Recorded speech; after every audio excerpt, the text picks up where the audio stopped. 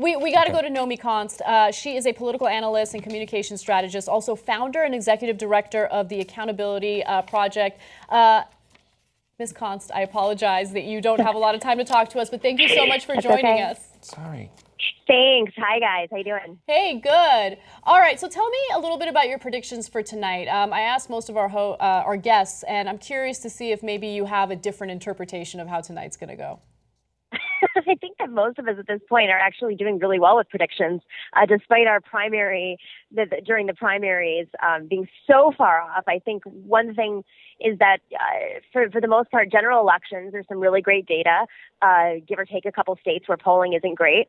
But for the most part, I mean, listen, yes, there's going to be the secret Trump voter. There's also going to be the secret Hillary voter. And every qualified pollster I've spoken to realizes that those numbers pretty much cancel each other out. So I think it's going to be a big win for Hillary.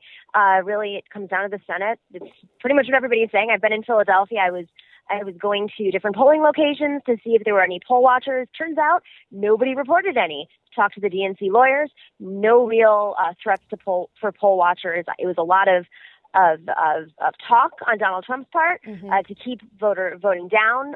But Democrats are used to this. They staff up with lawyers. They have a really great operation. So I think it's going to be a good night. Now, does that mean that we're going to win states like Pennsylvania, the Senate seat? I don't know. But she doesn't have the battle that he has. He has to win basically every swing state that's in his must-win category, meaning Florida, Ohio, Pennsylvania. This is Nevada. He has to win those states. He has to win Arizona to win. Yep. Hillary doesn't. She can win Florida and pretty much win this election. So it's looking very, very good for Democrats, and I think that's why it puts progressives in a really strong position right now, because if we start thinking right now rather than on January 21st about what to do to influence our next president, this is the time to do it, when she's selecting people to join her administration. What do you think about some of the challenges that Trump's camp is hurling toward Nevada and Florida? He claims that Nevada broke some laws by keeping polling stations for early voting open later than they should have.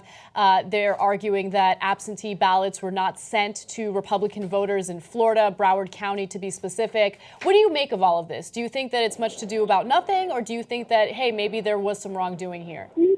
Listen, every election there's going to be some issues. It's just the way our systems work. It's state by state. Every state manages it on their own. The FEC doesn't really enforce a lot of this stuff as they should.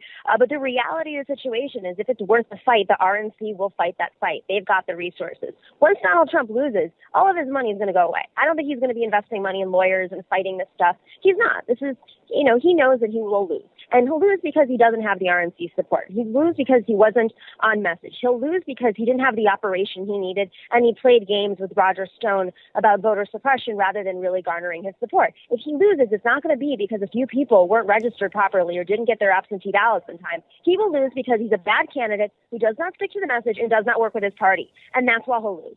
Also, the Democratic map was already in favor of Hillary Clinton, with everything else against Donald Trump. Add that to it. So I get the sense that you are much more positive of Hillary Clinton, and I'm curious, what do you think? I was a Bernie surrogate. I know you're a Bernie surrogate, but I just, as a Bernie surrogate, I'm curious to see, which policies you're concerned about when it comes to Hillary Clinton. You cut out for a second there. I'm in a train station. I apologize. No worries. I thought you said what policies you think we can influence her on? Not influence her on, but which policies do you have the biggest problems with? Her environmental policy, her banking policies, where she's accepting money from. You can't be for one thing or against one thing and accept money from the interests that are in opposition to that. And I think that that's what voters really saw. Emails, all that other stuff, the way that the DNC is run. I honestly believe that that's going to clean itself up. I think that they were shocked. I think WikiLeaks is a big part of it. I think the fact that we Bernie surrogates took over half the convention and the Democratic platform meetings. But for her, she's going to get a lot of pressure from the left on the Dakota Access Pipeline, on environmental issues, on where she's accepting money. And I think that, the DNC was a fundraising organization. That's what it became. And with that, they were really focused on fundraising for the presidency, and didn't focus enough on local elections. So she can't be the best president she can be without having all those seats to support her. And I think we all know that. Look at Evan Bayh. Evan Bayh is basically the best Republican the Democrats have. And he's in a weak position because of it. Those games just don't work anymore. The country's more progressive. The party's much more progressive. She's going to have to start working with progressives.